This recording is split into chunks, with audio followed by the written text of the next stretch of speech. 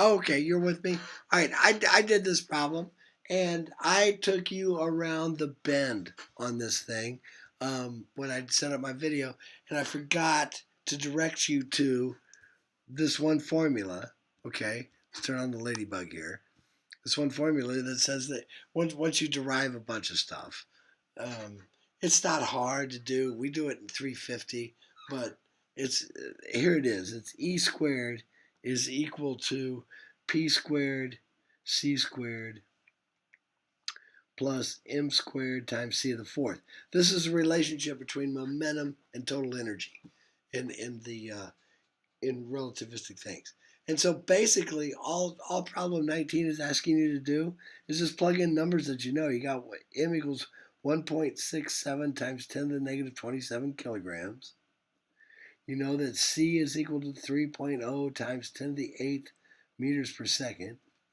And you know that e, in the problem I was given, it was 3.6 times 10 to the negative 10 joules. That's about the only thing that'll change. All right? And then you got to solve for p. Well, look at this. You know everything here except for p, so it becomes pretty straightforward.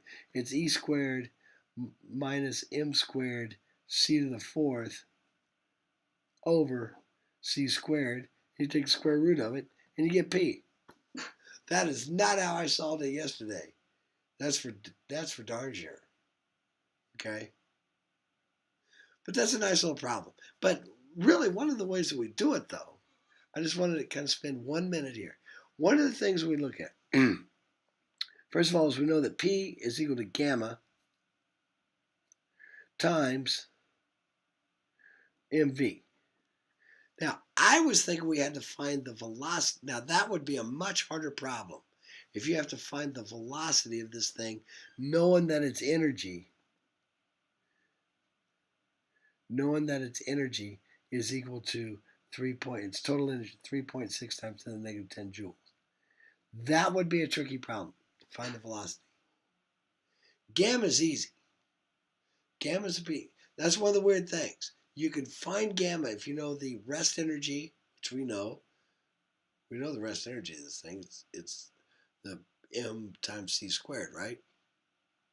But one of the things that we work with but anyway, so what we would wind up doing is we say, well, I know that E is equal to gamma times E naught, and so E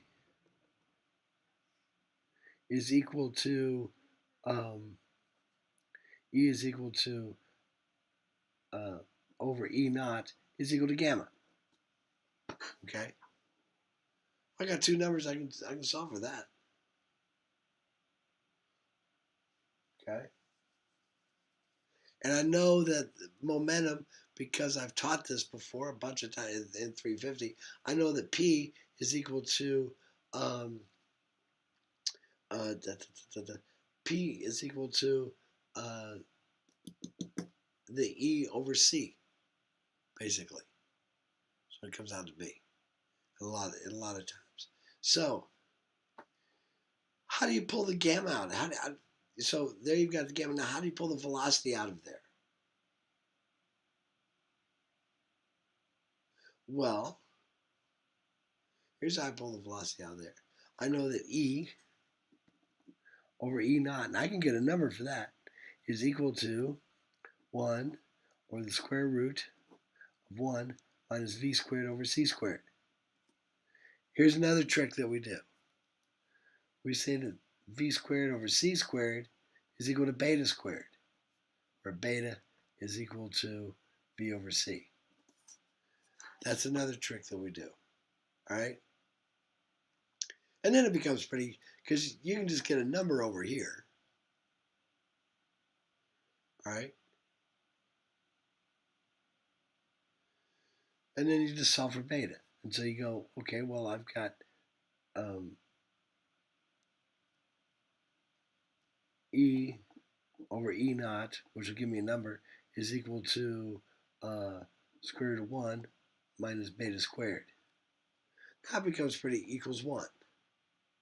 And so I'll say 1 minus beta squared is equal to E naught over E. Okay? Then I solve for beta squared. which will be 1 minus E naught over E. Do a little extra algebra. And I wind up with beta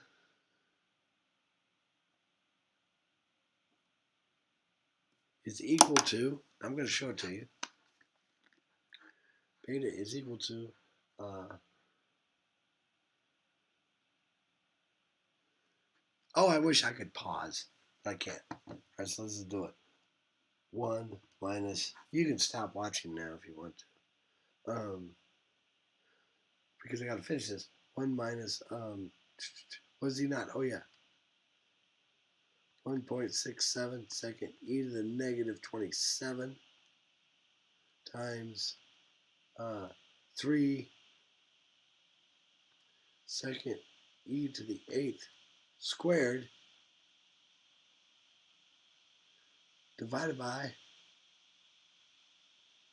3.6 second e to the negative 10.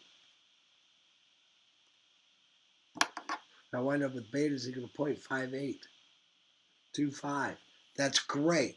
That's a great number because that means V is equal to 0.5825C. Okay? And then I could just plug that into there, multiply by the gamma,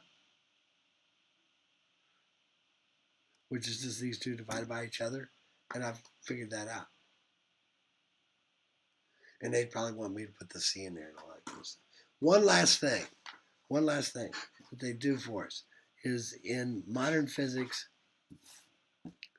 you don't look at the rest energy of a proton as 1.67 times 10 to the negative 27. This is not on your exam, trust me. Times 9 times 10 to the 16th. We don't do that. We change that into electron volts. Okay?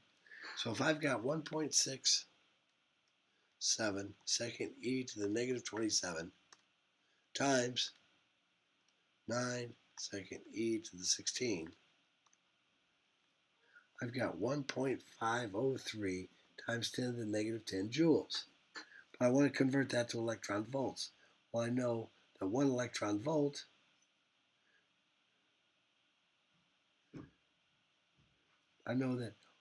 times there is 1 electron volt is equal to 1.6 times 10 to the negative 19 joules. Okay? That's 1 electron volt. So I'll multiply this by, actually divide this. So if I've got this many joules, then I divide.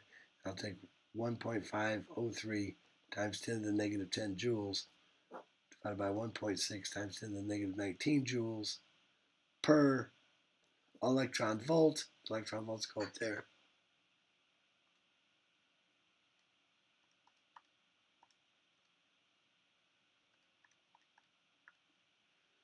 Yes. And I wind up with 938 mega electron volts. That's what we deal with in modern physics. Electron volts, not joules, because the numbers are so dinky when you're looking at joules. Okay? All right. That's all you get because we did the rest in class.